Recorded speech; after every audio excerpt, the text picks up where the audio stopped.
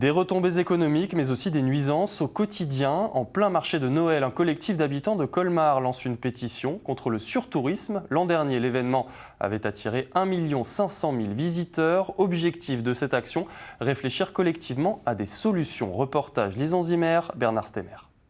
Emportés par la foule qui nous traîne, nous entraîne, des files d'attente, nous éloigne l'un de l'autre, plus de places de parking, des rues bondées, difficile de se frayer un chemin dans la foule.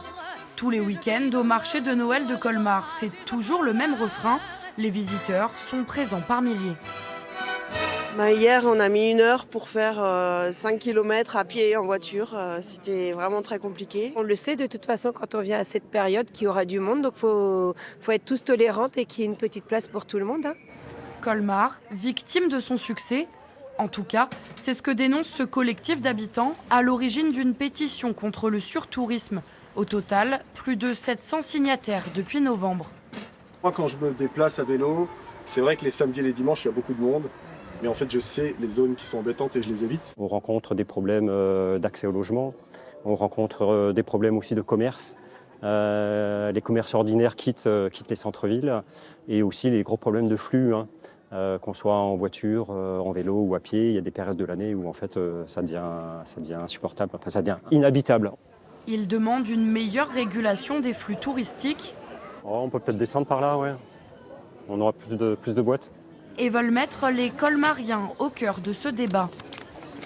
C'est pour ça qu'on parle d'assises citoyennes ou de conventions citoyennes. On aimerait que, donc il y a les municipales bientôt, donc que les listes s'en emparent, réfléchissent à cette notion de comment ensemble on peut trouver des solutions. Les commerçants sont aussi impactés par le surtourisme. Les conditions de travail sont dégradées et ce n'est pas le seul problème.